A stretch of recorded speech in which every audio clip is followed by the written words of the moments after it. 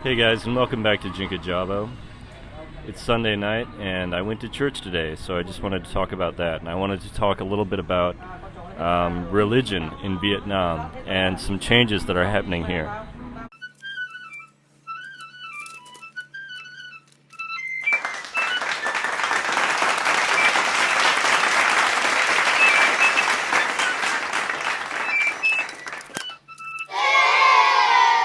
Yeah, so I made it to the Hanoi International Fellowship.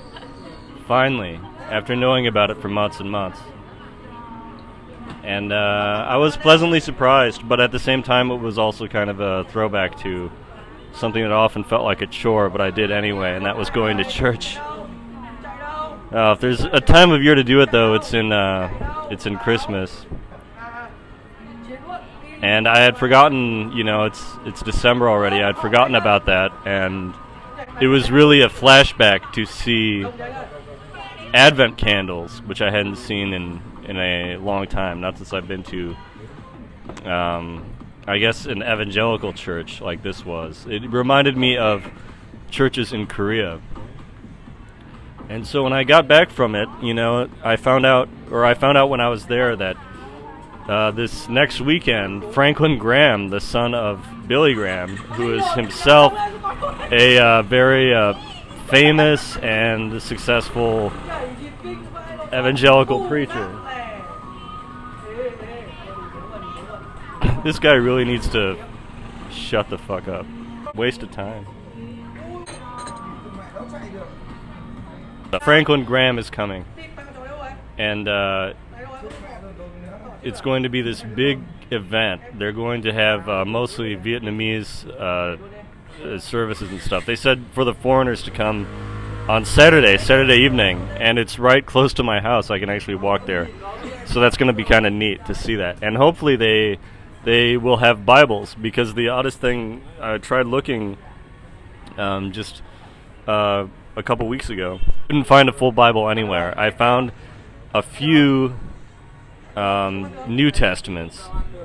I'm not sure what translations they were, but I wanted to have an entire Bible in my hands, because that's one thing I'm going to do while I'm out here in Vietnam, which I've already started doing, and that's reading the Bible for a third time, cover to cover. The first time I did that was in the States when I was in college, and then the second time was in Korea, and I feel like I want to do it a third time. Just because I actually find it kind of fun and kind of soothing and kind of entertaining. And it's such a good example of language, and it's such a fundamental part of my culture. And so that's why it's great to see, this great American evangelist coming here and starting. This will be the first meeting of evangelicals in the history of Vietnam, I think. It's something really historic like that, where this is the first time that that message has been here. But, Vietnam does have a history of religious freedom and a lot of religious mixing. In fact, there's a mosque here, and there are plenty of temples and plenty of Catholic churches. And even some, I've seen Taoist shrines, and I believe at least one Taoist temple, which is interesting, considering how you've got this mix of Western and Chinese faiths here. And so the evangelical strain is kind of new, but that's been brought along with the troops and along with the Christians who are already here. But for the longest time it was French Catholics. And so that's why when you go around Vietnam, here in Hanoi and in Saigon, you see beautiful cathedrals. Just like being in, maybe not quite Europe, but certainly in older parts of the States, where they have really old, beautiful churches. On the way back from the English church service, where I got this news and I thought, okay, I'm going to go to this convention thing, and I'm curious about meeting Christians out here. As a pacifist, red-pilled Quaker myself, a bad friend, the worst friend, as I've previously declared. But on the way back, it happened to be that it was very close to a special Bodhi tree. And this Bodhi tree is a direct descendant of the Bodhi tree that the Buddha, Siddhartha Gautama, in history sat down underneath when he reached enlightenment. So this tree is a direct descendant, and one of few of its kind around the world. I know there's one in the United States, but it is located in Hawaii, which is a bit out of the way for most of us. Out in the Midwest and on the East Coast, where I have family. Anyway, so I stopped there and I looked at this tree, and I didn't go into the shrine itself because then I would have had to pay for parking. That was being cheap, you know. And this group of tourists on bicycles, I don't know how far they had come from, but they had the full bicycle gear, you know. They had the spandex and all that. They were wearing the right shoes and everything. They had really nice, expensive bikes, you know. And they stopped and they looked out over West Lake, the big lake that always reminds me of Lake Mendota in Madison, Wisconsin, if y'all ever been there. And they started taking pictures over the foggy lake and all the clouds and everything. And it occurred to me that none of them noticed the Bodhi tree behind them. The enormous Bodhi tree, the unique descendant of the most famous Bodhi tree of one of the great symbols of religious history, like having a bit of the actual cross in your backyard, you know. And I didn't know if I should tell them, because it looked like they had a Vietnamese tour guide or something, but it looked like maybe it was some just fitness group or something. But the odd thing is, you know, I've told many people about this tree, even Vietnamese people, and many don't even know about it at all. You know, they're surprised when I tell them. But I always say the little Buddhist prayer, Namo Azi Dufat, as I cross. And, you know, I didn't point it out to the tourists. I didn't know if they would know or if they would care, but I suspected they didn't know. And it's like, why am I doing the Buddha's work on the way home from church? Anyway, that's where I'm at, and I'm interested in welcoming Franklin Graham and seeing him just to see a celebrity. And, you know, when I got home, I got on this whole YouTube rabbit hole of just looking at great evangelical preachers, which is kind of a, you know, hobby of mine. As much as I do like political tourism, I enjoy doing literary tourism and religious tourism, spiritual tourism. And so I've been to the biggest church, the actual biggest church in the world, the Yoido Full Gospel Church, and I've seen their leader, the outrageous Yonggi Cho, David Yonggi Cho. I saw him. I got the chance to see him that weekend. It was just amazing. Like, sports stadium, just like you see the stuff like these Joel Osteens and all that. It was like that, where it was just like going to a rock concert or something, you know. And they had a brass band, and they passed around all the money, and they had bags just stacked in a heap. And I saw the main guy, Yonggi Cho, and he was ranting about North Korea because it was right after an incident with North Korea where they shot one of their ships down in the Yellow Sea.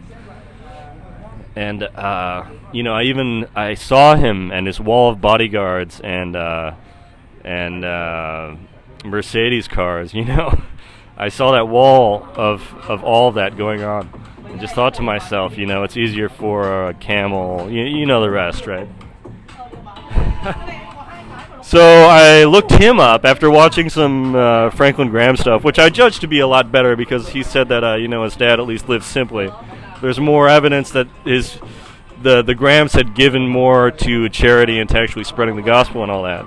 Although they are celebrities and they have made lots of money and all this, whatever. But I found out from the Young Turks of all people that a few years ago, this Yonggi Cho fellow, in 2014, was put in jail for like $50 million worth of embezzlement crimes, privatizing church assets, and just pocketing collections money. Like I just thought about that heap of bags and just thinking, you know, it's a mad, beautiful, crazy world where we have people in this of all persuasions like rising to such meteoric fame and just completely messing it all up.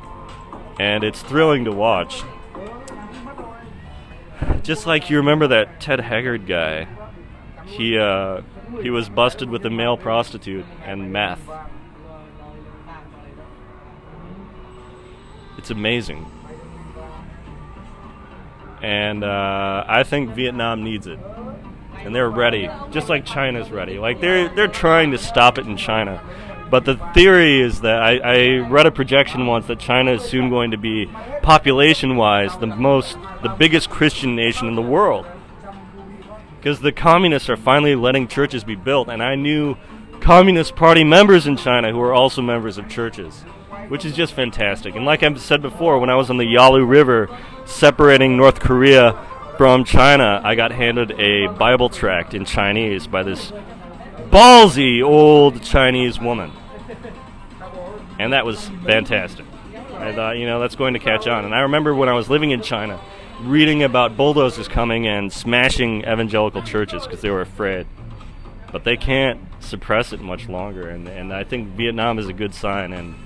And Franklin Graham coming here, that's God's work here in communist Vietnam, and I think that's really cool, and I want to be part of that. So that's where we are. But I don't think this will turn into, it's its own thing. Of course, it won't be like a China or a Korea, but it's been great seeing how Christianity is manifested out here alongside our fast food and stuff. Like my country spreads with me, like this evangelical Christianity got exported to South Korea, and it's turned into this global just movement of some unscrupulous acts and some a lot of praising our heroes and war veterans, which I don't really approve of, because I personally think no one should ever serve in the military, and I would discourage anybody from doing that. And I think if they threw a war and nobody showed up, there would be no wars, etc., etc., etc. I think it's a bad idea to make money off war or weapons, which is why I could never be completely on the same page as these evangelicals with their bloody hands and everything, and their involvement with dangerous regimes and foreign policies. But it's amazing, like that closeness with power and how it's changing Vietnam and China and Korea and the world. And it's a lot friendlier, and it's a lot more aesthetically pleasing than Islam, I would say. But call me a bigot for saying that, maybe. This is a conservative YouTube channel. But I tell you what, Hanoi just opened its first McDonald's. Another proof of my country's success out here.